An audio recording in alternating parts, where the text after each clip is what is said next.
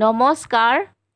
এতিয়া পূজা পালেহি বহুত মহিলা বা ছোৱালীয়ে হেয়াৰ স্পা কৰিব বিচাৰে আৰু বিশেষকৈ এতিয়া পাৰ্লাৰত হেয়াৰ স্পা বা হেয়াৰ ষ্ট্ৰেটনিঙত চুলি বহুত সমস্যা হয়। কেমিকেলৰ ফলত চুলি সৰে বা পইচাও বহুত লাগে। গতিকে ঘৰতে কেনেকৈ কম খৰচত হেয়াৰ স্পা কৰিব পাৰিব মই তাকে আজি ক'ব আহিছোঁ। আহকচোন।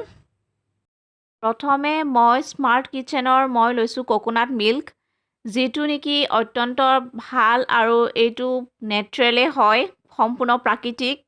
কিন্তু যদি আপুনি ঘৰতে বনাব বিচাৰিছে তেতিয়াহ'লে ঘৰতে আপোনালোকে নাৰিকল ল'ব, মিক্সিত দি তাৰ যিটো গাখীৰৰ ৰসটো উলিয়াব পাৰিব। মই এইটোৱে লৈছোঁ, এইটো মই আগতে ইউজ কৰি ভালেই পাইছোঁ। তাৰ লগতে এল'ভেৰা হয় আৰু তাৰ লগতে ল'ব লাগিব ভিটামিন কেপচুল দুটা। এই দুটা কেপচুলৰ লগত মই এতিয়া এইখিনি সংমিশ্ৰণ কৰি দিম। এল'ভেৰা দিছোঁ, ইয়াতে এল'ভেৰা এচামুচ দিছোঁ আৰু এতিয়া মই এইখিনি মিহলাই লৈছোঁ নাৰিকল গাখীৰ লগত। তাৰ লগতে মই এতিয়া দুটা দিম, হয় আপোনালোকে দুটা দিব, মই এটা অলৰেডি দিলোঁ আৰু এইটো নেক্সটটো মই দিব লৈছোঁ ভিটামিন ই কেপচুল, আপোনালোকে দুটা দিব। আৰু এতিয়া এইখিনি সম্পূৰ্ণ মিক্স কৰি আপোনালোকে 2 ঘণ্টা ফ্ৰিজত থৈ দিব, হয় 2 ঘণ্টা বা 3 ঘণ্টা। তাৰপিছত দেখিব এইটো গোটা মাৰি যাব আৰু এতিয়া কিমান কোমল হৈ যাব। এতিয়া আপোনালোকে চাব আপোনালোকৰ চুলিখিনি কিমান চিল্ক আৰু স্মুথ কৰি দিব। মই এতিয়া চুলিখিনি ভাগ ভাগ কৰি লৈছোঁ, হয় মই আগতে ফণিয়াই লৈছোঁ, ফণিয়াই এনেকৈ ভাগ ভাগ কৰি কপাহৰ সহায়ত মই লগাম।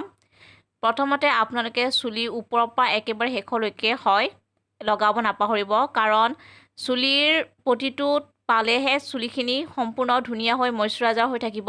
গতিকে মই ভাগ ভাগ কৰি লৈছোঁ। আপোনালোকে আঙুলিৰ সহায়তো পাৰে, কিন্তু মই কপাহৰ সহায়ত লৈছোঁ। কপাহৰ সহায়ত ল'লে এনেকৈ সম্পূৰ্ণভাৱে চুলিখিনিত লাগি থাকে।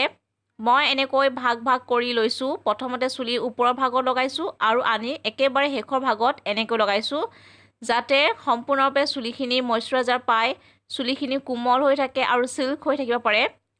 আপোনালোকে এনেকৈ তললৈকে এনেকৈ আপোনালোকে কপাহৰ সহায়ত বা আঙুলিৰ সহায়ত লগাই ল'ব।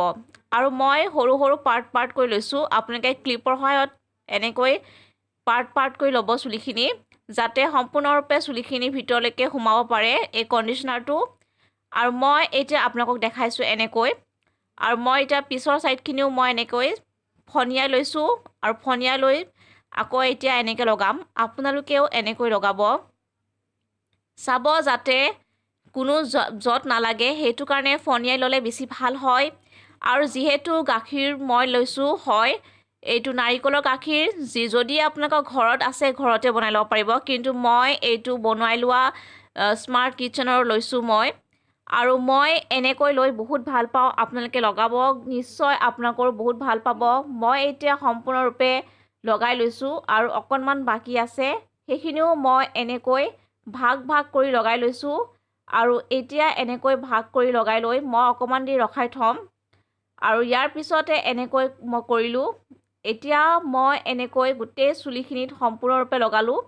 আপোনালোকে দেখিলে আপোনালোকেও এনেকৈ ঘৰত লগাব আৰু চাব আপোনাৰ চুলি কিমান কোমল আৰু কিমান চিল্ক হ'ব।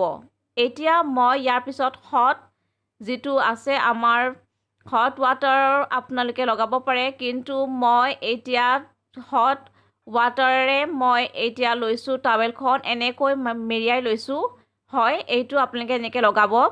আৰু এতিয়া মই চুলিখিনি ধুই আহিছোঁ। আপোনালোকে চাওক কিমান চিল্ক হৈছে, কিমান স্মুথ হৈ আহিছে। আপোনালোকে এনেকৈ কৰিব, নিশ্চয় আপোনালোকৰো চুলিখিনি বহুত ধুনীয়া চিল্ক হৈ যাব। ফ্ৰেণ্ড, আজিলৈ আহিছোঁ, আকৌ লগ পাম। আপোনালোকে এনেকৈ কৰিব আৰু কৰি কেনেকুৱা পাইছে তলত ক'ব নাপাহৰিব।